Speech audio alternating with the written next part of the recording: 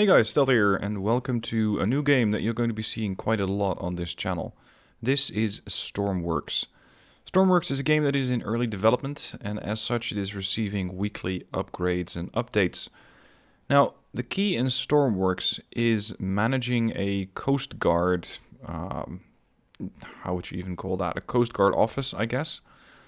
You're managing the Coastguard, and your objective is to complete missions. Now, these can be various missions such as transporting stuff from point A to point B, whether it be cargo or passengers, rescuing people who are in distress, medevacing people from fishing boats and tankers. I've had the tow tankers so far. Sometimes you have to do water sampling, but there's a twist. It's not that you're just buying these vehicles and getting it over with. You're designing every single vehicle.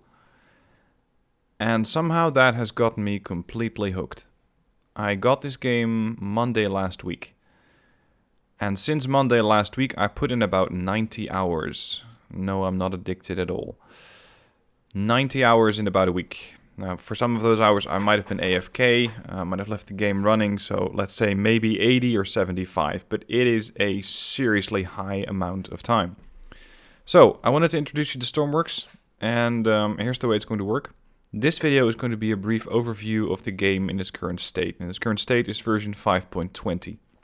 So maybe if you're watching this in half year's time, even longer, you're looking at a completely different game. That's entirely possible. I want to do a couple of shorter tutorials on Stormworks on this channel. And I'm going to be streaming a campaign for this. So you can watch me build ships live, see how I hook up all the logic systems and all the internal workings of them. That's how it's going to work. For now, let's start up a new game. I'm going to put this in the creative setting. I'm going to go with normal, and I'm not going to touch any of these settings at the moment. I'll get into those in a later video.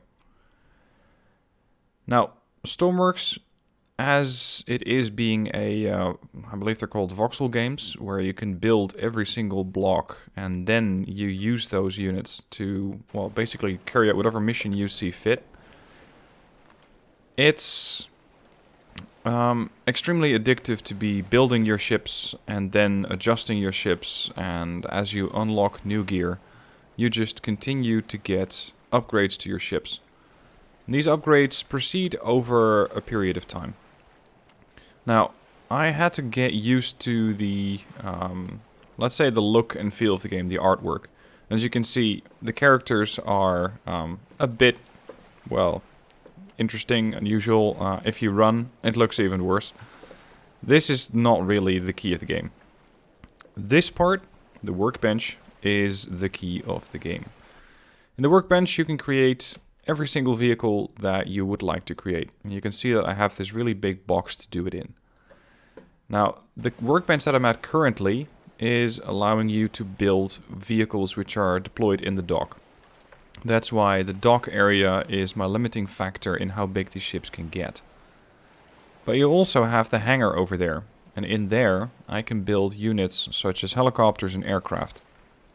And with those, again, you can equip them with all sorts of different stuff. You can have winches on your helicopters. You can build planes which can switch to hovering in mid-air. You can do anything that you can imagine and that you can then wire up.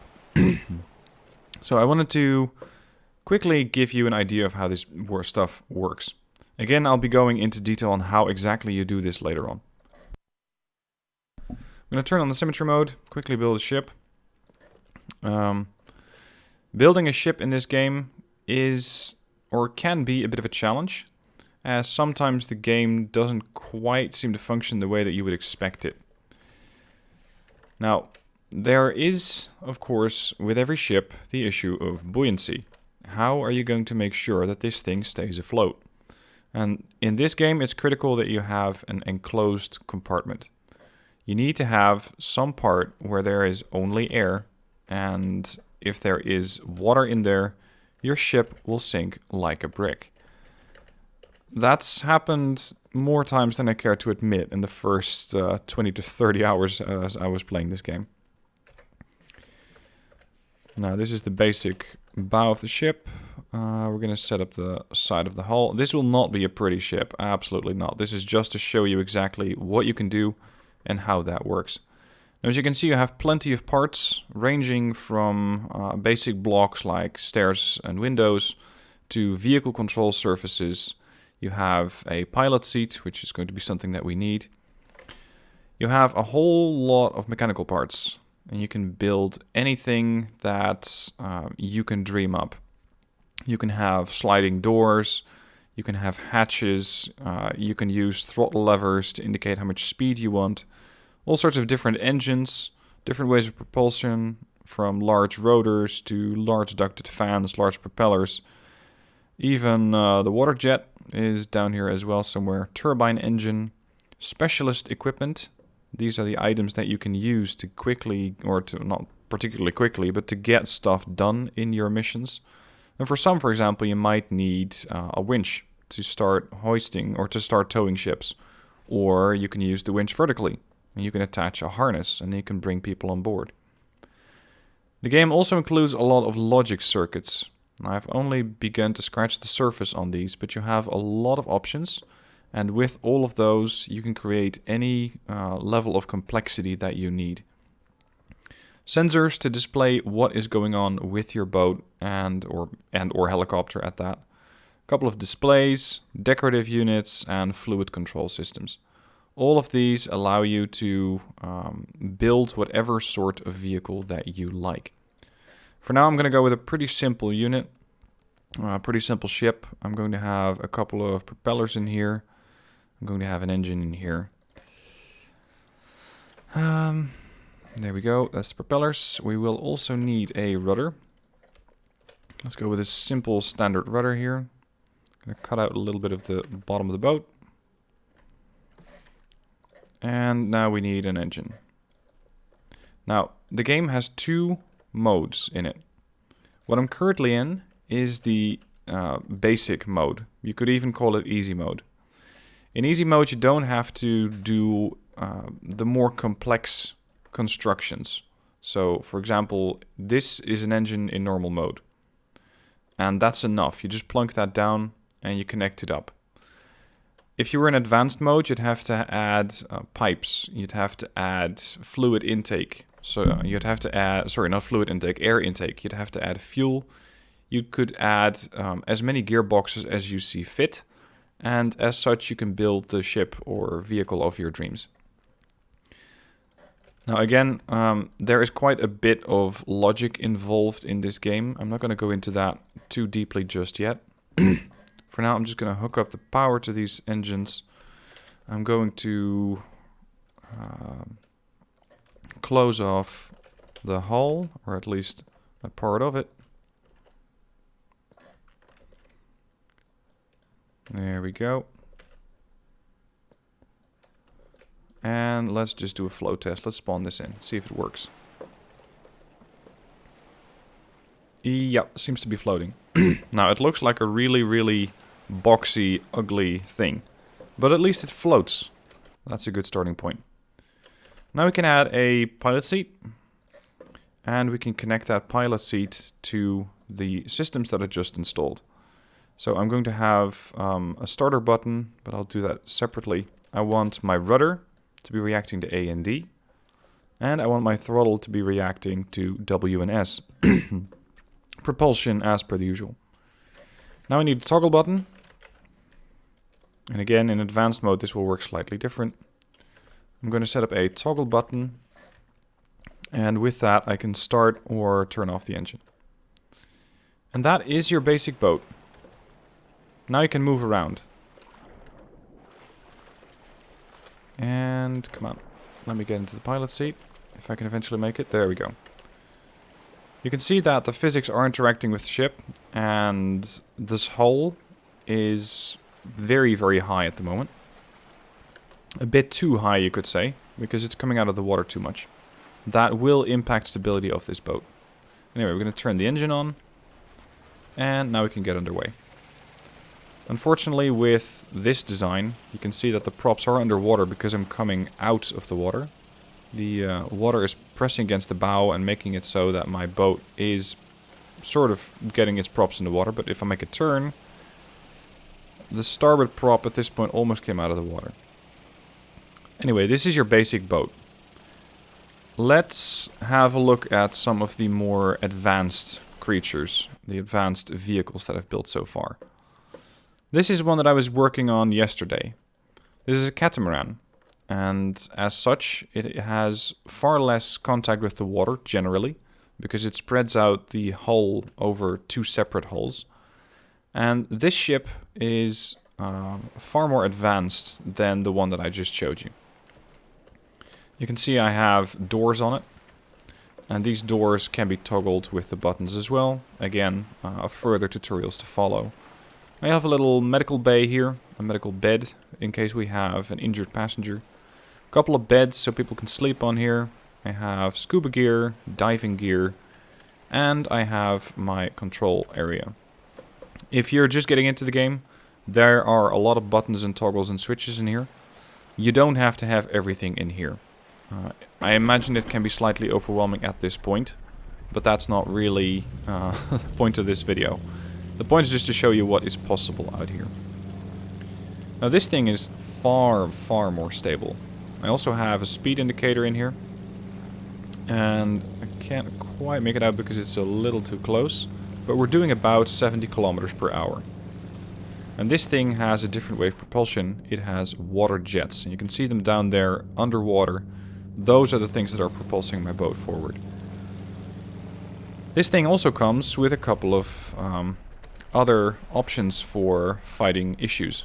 Over there on the starboard and the port side, you can see that I have water cannons. Now, in case there's a fire, depending on where the fire is, I might need to swivel this thing around. So with these controls, I can say, hey, I want to maneuver this water cannon around. And the same goes for the other side. Maybe I need to elevate it a bit, and then I put on the water cannon. And you start blasting water onto any burning target. Sometimes, however, you're going to have to do other stuff. You're going to have to save people who are stranded on the seabed, or the seabed. I have had downed submarines, for example. Or you need to do missions where you tow something. That's why I have a winch in the back. These ships, as you see them, they start out as something fairly simple.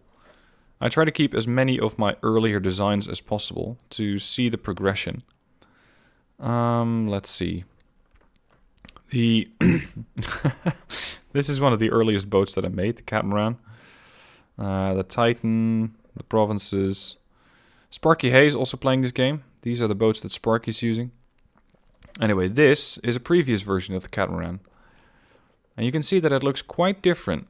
The ship that I have right now has evolved quite a bit. So this is the earlier version of it. The most advanced ship that I have at the moment is what I call the Storm Chaser. This thing has a really wide hull. It is designed to go into stormy areas. It has hydrofoils that I can use to speed up the ship even further by lifting it out of the water. It comes with hydrojets, and it even has its very own airlock. Now, airlocks are something, again, at least for me it took a bit of time to set that thing up. But you have all sorts of logic circuits that you can make use of. Again, this thing comes with a water cannon, and whereas previously I had the water cannon set up at the bridge, at the control area, I now have it just set up at the bow of the ship. This is fortunate so that if I have somebody who's helping me, could be Sparky for example, I can have that person control the water jet from over here while I'm up at the bridge controlling the vehicle itself. Let's get in here. This thing actually is quite a bit bigger than the ship that I just showed you. Let's go below decks. Now, this is a bit... well, let's say it could have been a lot tidier. This is the part where I stored the engines. And since this is a ship that I never really expected to get in the lower hull of, I didn't bother putting up a separate engine room. I just plunked down the engines, connected them, and done. Anyway, this is something I wanted to show you just how complex this thing can be. This is my airlock. I close the door, And down here you can see that there's currently no water at all in this airlock. So we're going to pump water in. Red light comes on, indicating that there is water going to be in the ship, or at least in this chamber. You can see that the dial is spinning out of control. When it reaches about 8,000, it will be full. And then I open the dive hatch, and I can swim out of my boat. Stuff like this, if you can think it up, there is a good chance that you can engineer it. That's the beauty of Stormworks. Now, let's quickly have a look over at the hangar.